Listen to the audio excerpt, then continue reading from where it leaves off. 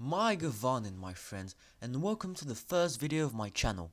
Today we will be introducing Tolkien's world to people that haven't even seen The Lord of the Rings or the Hobbit movies, and people that haven't read any Tolkien books.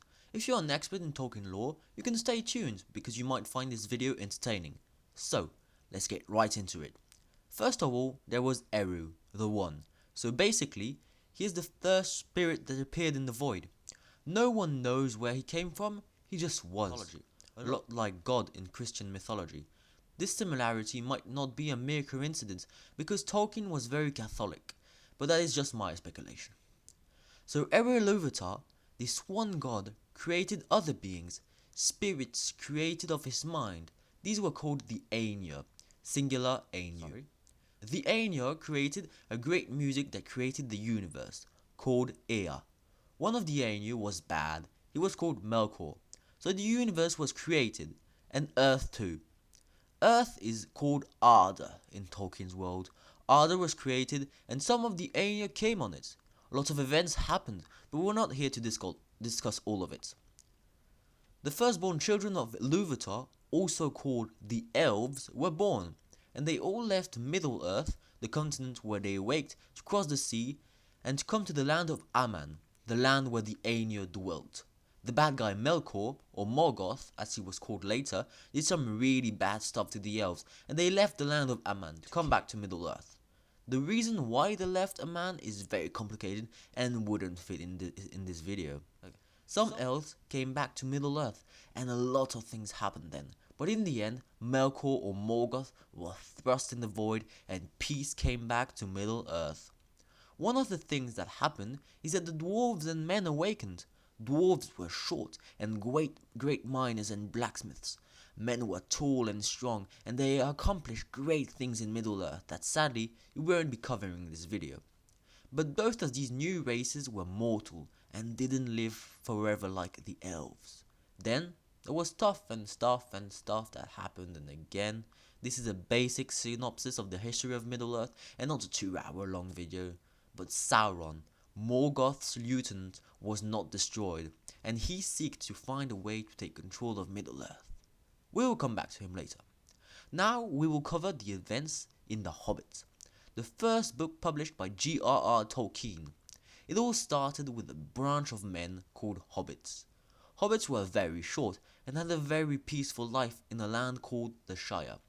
They didn't worry about the outside wars and problems, they liked good food and warmth and lived in hobbit holes. Hobbit holes are houses inside of hills with only one floor.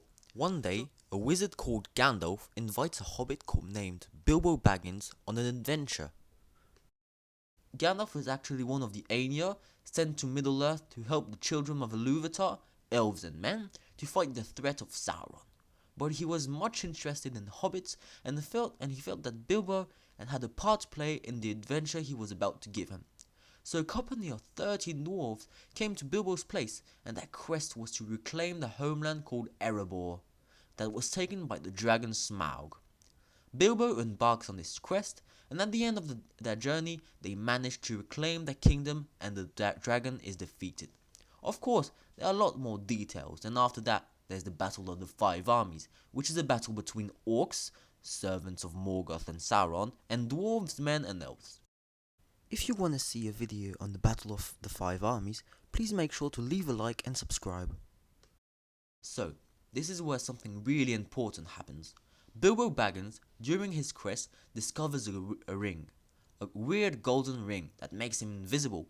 This is really important for the next part of the story. So Bilbo comes back to his home in the Shire with a ring and all is well. But what he ignores is that the ring is a powerful artifact created by Lord Sauron to rule the world that he unfortunately lost during a great battle. And he is always seeking for it, rule everything, and maybe even bring back his master Morgoth to Arda. And now we will cover the events in The Lord of the Rings, another series of books and also published in motion picture just like The Hobbit. Bilbo gets old and goes away, leaving his ring to his heir, Frodo Baggins, not knowing what terrible power it has. Gandalf the Wizard, who has always kept a watchful eye on the Hobbit, discovered that this ring is the One Ring, and he decides to bring Frodo to Rivendell, a great city of elves, where Lord Elrond, a great elf lord, tells him to destroy it in the cracks of doom, the terrible mountain where it was forged. Only problem, the cracks of doom are situated in Mordor, and that is where Sauron dwells. But in the end, Frodo manages his quest with the help of his loyal servant Sam Gamgee, and Sauron is destroyed forever, and peace comes back to Middle-earth forever. And the elves that came to Middle-earth a long time ago come back to the land of Aman, and that is the end of our video. Well done. I hope you understood and enjoyed this video, and don't hesitate to leave a like if you liked and subscribe to help my channel. I know I have skipped a lot of things, but I mostly concentrated on the Hobbit and the Lord of the Rings. If you want a more detailed video, let me know in the comments, and see you next time.